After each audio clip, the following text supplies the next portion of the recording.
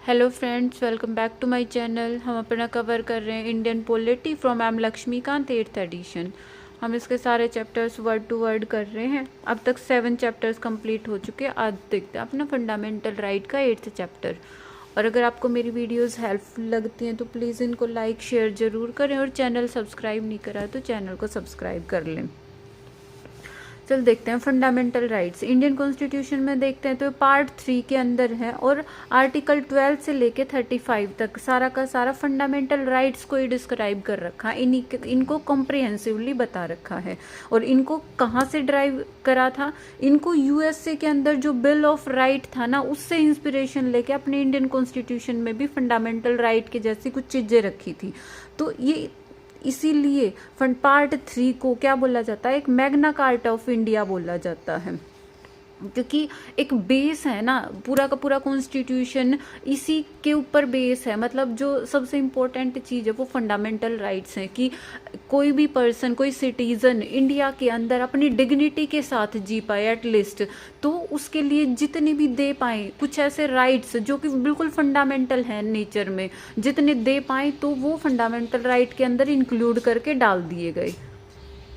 और बाकी के कुछ राइट्स जो यूं लगता है फंडामेंटल है, जैसे equal pay for equal work for women and man, ये लगता तो है कि बिल्कुल फंडामेंटल है, फंडामेंटल चीज है कि इक्वालिटी लेके आनी तो ये काम करना पड़ेगा। पर इंडिया के अंदर इतने रिसोर्सेज हैं नहीं जो इस चीज को अलाउ कर दें, तो फिर उनको क्या कर दिया? उनको डीपीएसपीज में डाल दिया कि ना स्टेट को पूरी कोशिश करनी पड़ेगी, पूरी कोशिश करनी है कि इस चीज को मेंटेन कर पाए। तो जिन चीज के रिसोर्सेज हैं जो मेंटेन हो सकती हैं फंडामेंटल नेचर की, उनको डाल दिया फंडामेंटल राइट्स के अंदर। और जो फंडामेंटल तो हैं पर उनके लिए रिसोर्सेज अवेलेबल है नहीं, तो फिर उनको डाल दिया डीपीएसपीज में, कि एक प्रिंसिपल, गाइडिंग प्रिंसिपल की तरह काम करेंगी किसी स्टेट के आगे। स्टेट को भी डिफाइन करेंगे, मतलब गवर्नमेंट, लेजिस्लेशन, इस तरीके की चीजें, कि इन चीजों को हम इम्प्लीमेंट करें।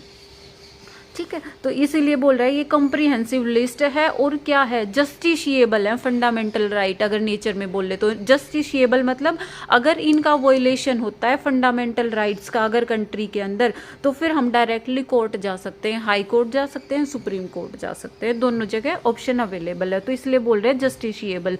और जो रिसोर्सेज अवेलेबल नहीं थे ना, अभी बात कर रहे थे, जैसे जो फंडामेंटल राइट्स, कुछ ऐसे फंडामेंटल चीजें जो जरूरी है, जो वो डीपीएसपीज में डाल ली हैं, तो वो जस्टिशिएबल नहीं है। मतलब उनका अगर वॉयलेशन होता है तो हम नहीं जा सकते हैं कोर्ट में उनको इम्प्लीमेंट कराने के लिए। और कह रहा है कि फंडामेंटल राइट्स देखो कहाँ से कहाँ तक दे रखा है, आर्टिकल 12 से और 35 तक पार्ट 3 में पूरा का पूरा इन्हीं का जिक्र है।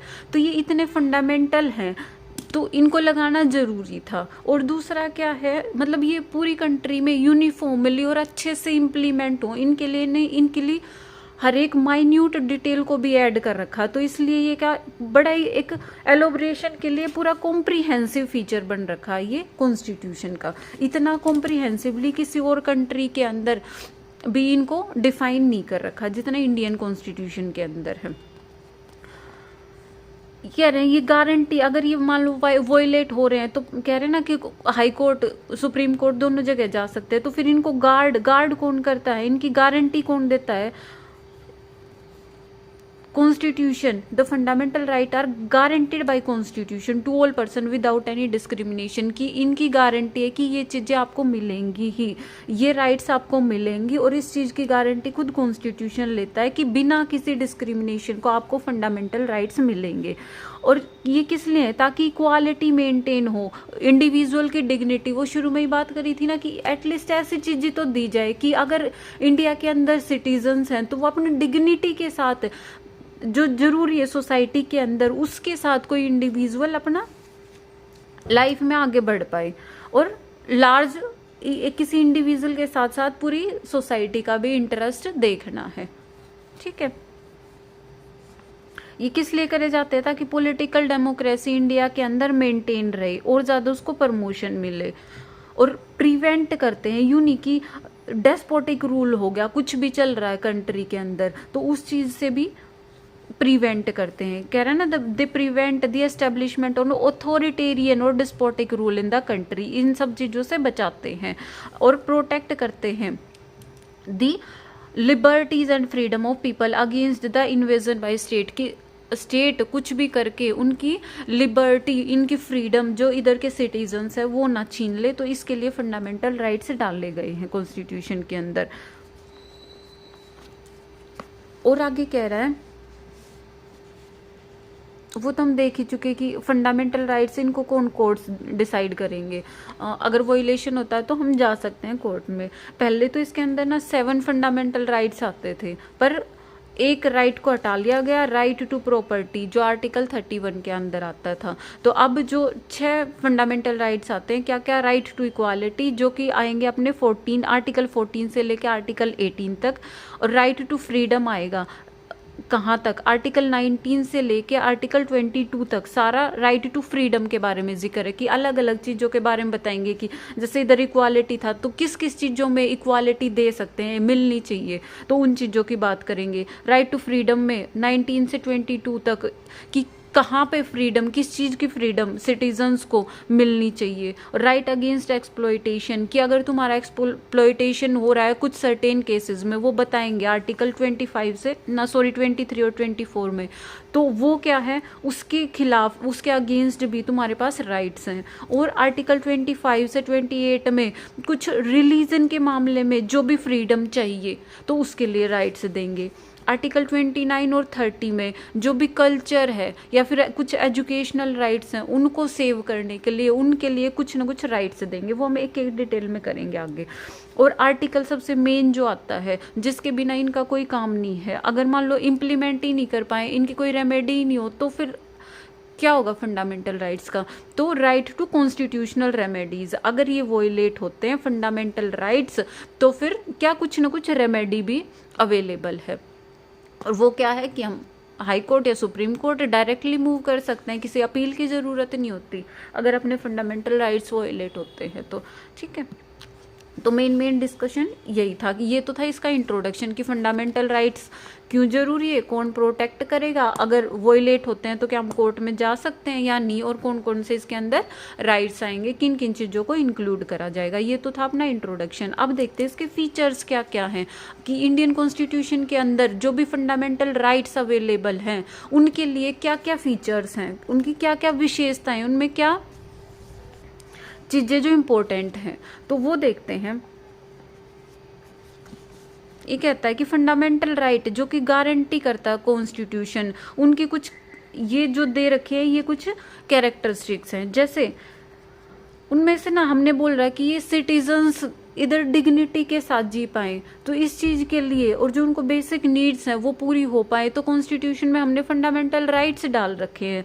पर जो ये अवेलेबल हैं किन के लिए हैं, ये ऐसे फंडामेंटल राइट्स हैं कि कई सारे देखें ना, हम 12 से 35 तक बीच में कई सारे फंडामेंटल राइट्स आते हैं, तो उनमें से कुछ तो ऐसे हैं जो कि सिर्फ और सिर्फ सिटीजन्स, जो इंडियन सिटीजन्स हैं उनके लिए ही अवेलेबल हैं, और कुछ ऐसे फंडामेंटल राइट है जो कि इंडियन सिटीजन हो या फिर कोई भी फॉरेनर, मतलब कोई भी पर्सन हो, तो उन सब को अवेलेबल है। एक तो फीचर ये हो गया कि उसकी एप्लीकेबिलिटी कहाँ पे है, अवेलेबल किन किन के लिए है, तो देख लिया कुछ सिटीजन्स के लिए है सिर्फ और सिर्फ, और कुछ आर्टिकल्स किन के लिए है, फॉरेनर हो या फिर सिटीजन हो, तो इनके लिए इन्होंने एक टेबल भी निकाल के दे रखी है, वो हम देखेंगे कि कौन से ऐसे हैं जो कि सिर्फ, और कुछ ऐसे हैं जो कि सिटीजन्स और फॉरेनर दोनों को अवेलेबल है। ठीक है, जैसे ये है आर्टिकल 15 में देखेंगे हम कि prohibition of discrimination on ground of religion, race, caste, sex और प्लेस ऑफ बर्थ, इन चीज़ों पे कोई भी गवर्नमेंट क्या वो नहीं कर सकती, डिस्क्रिमिनेशन नहीं कर सकती, क्योंकि इसमें कुछ ऐसे वर्ड यूज़ हो रखे हैं जैसे रिलीजन, प्लेस ऑफ बर्थ, तो ये सिर्फ सिटीजन्स के लिए अवेलेबल है, ये किसी आउटर कंट्री के सिटीजन या फॉरेनर बोल सकते हैं, फॉरेनर के लिए एप्लीकेबल नहीं हो सकते। और equality of opportunity in matter of public employment, जो कि आर्टिकल 16 के अंदर देखेंगे हम कि अगर एम्प्लॉयमेंट के अंदर अपॉर्चुनिटी देनी है इक्वल, तो वो सिर्फ सिटीजन्स के लिए तो अवेलेबल होगी, यूँ थोड़ी ना कि कोई भी फॉरेनर आके बैठा उसको भी इक्वल अपॉर्चुनिटी हम कंट्री के अंदर दे दें, तो फिर आर्टिकल 16 भी किसके लिए, सिर्फ सिटीजन्स के लिए अवेलेबल है। ऐसे आर्टिकल 19 में कुछ फ्रीडम दे रखी है, तो वो भी सिर्फ किनको है, सिटीजन्स को है। आर्टिकल 29 की अगर कोई भी सेक्शन ऑफ सोसाइटी है जिसकी कोई लैंग्वेज, जिसका कोई कल्चर आपने उसको सेव करना चाहता है तो वो कर सकता है, तो वो भी सिर्फ सिटीजन्स के लिए, क्योंकि हम फॉरनर रिलीजन या फिर कल्चर उसको तो सेव नहीं कर सकते ना हर किसी को, तो ये भी सिर्फ सिटीजन्स के लिए अवेलेबल है। ऐसे आर्टिकल 13 की अगर उसके एडमिनिस्ट्रेशन करना चाहता है कोई माइनॉरिटी तो उसके लिए भी इंस्टीट्यूशन बना सकता है। और ऐसे कुछ राइट्स, कई सारे राइट्स है ना जो फॉरेनर और सिटीजन्स दोनों को मिल रखे हैं, फंडामेंटल राइट्स,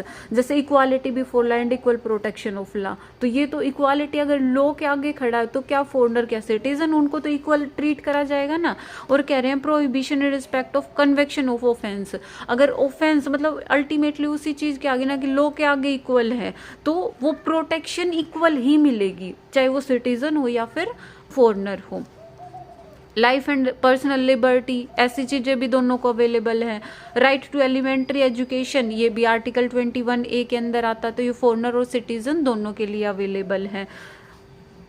तो ये सारे कुछ हैं जो कि सिटीजन्स और फॉरेनर दोनों के लिए अवेलेबल है। इनको हम एक एक करके डिटेल में देखेंगे इन सबको। तो अभी आगे अपना और फीचर्स को कंटिन्यू करते हैं। तो एक तो ये मेन हो गया कि सिटीजन।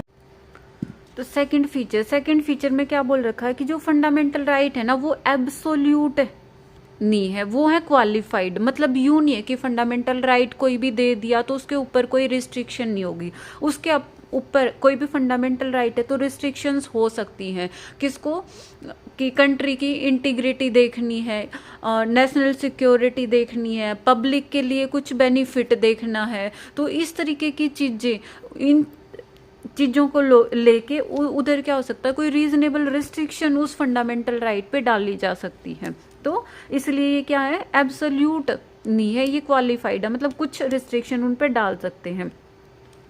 पर जो भी ये रिस्ट्रिक्शन रीजनेबल है या नहीं है, ये डिसाइड कौन करेगा, ये डिसाइड करेगा उधर का कोर्ट डिसाइड करता है उस रिस्ट्रिक्शन की रीजनेबिलिटी।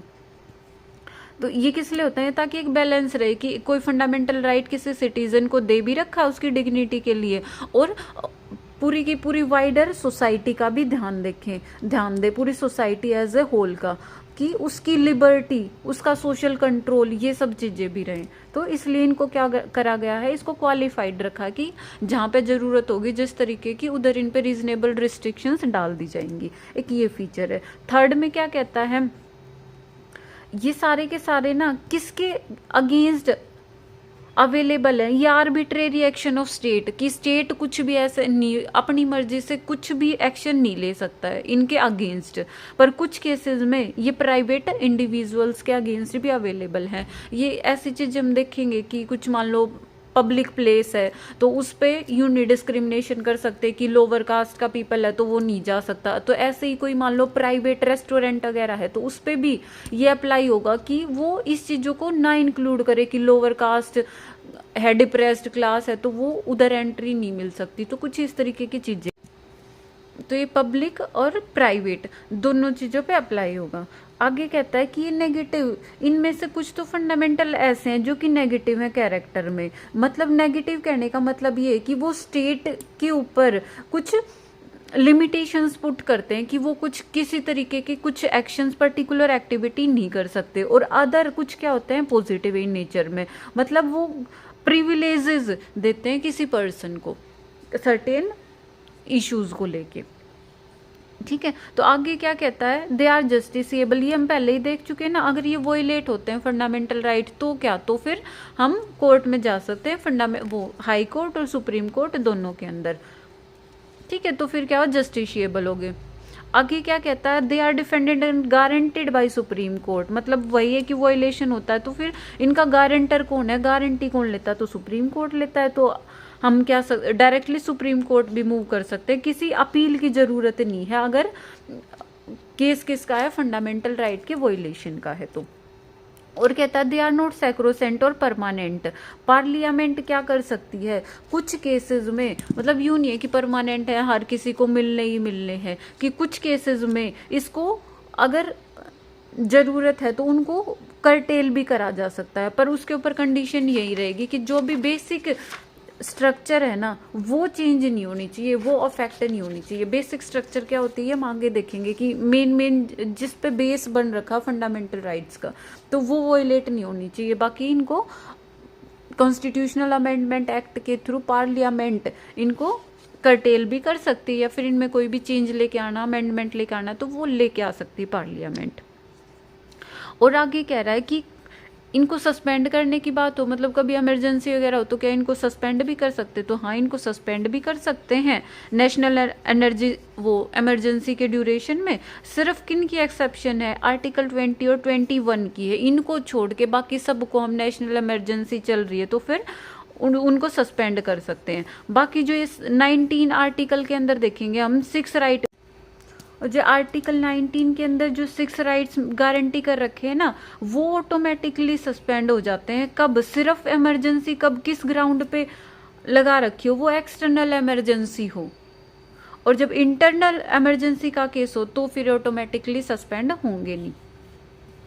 और कहते हैं कुछ ना लिमिट कर दिया गया फंडामेंटल राइट्स की एप्लीकेशन को, कहाँ पे? कुछ आर्टिकल्स के अकॉर्डिंग। आर्टिकल 31A, B और C, ये हम डिटेल में आगे देखेंगे कि कैसे कर रखा है। ठीक है, जब आर्टिकल 14 का जिक्र करेंगे ना तो तब चीजें आएंगी कि ये आर्टिकल छोड़ सकते हैं हम। और कहते हैं अगर मेंबर ऑफ किसके हों? Armed forces, paramilitary forces, police force, तो ऐसी एजेंसीज के अगर मेंबर है ना तो उन पे क्या कर सकते हैं? उनके लिए जो फंडामेंटल राइट हैं उन पे कुछ रिस्ट्रिक्शंस हम लगा सकते हैं। मतलब हम बोले तो पार्लियामेंट लगा सकती है आर्टिकल 33 के अकॉर्डिंग। और अगर क्या मार्शियल लॉ लग रखा है कंट्री के अंदर तो भी आर्टिकल 34 के अंदर इनको रिस्ट्रिक्ट करा जा सकता है फंडामेंटल राइट्स को।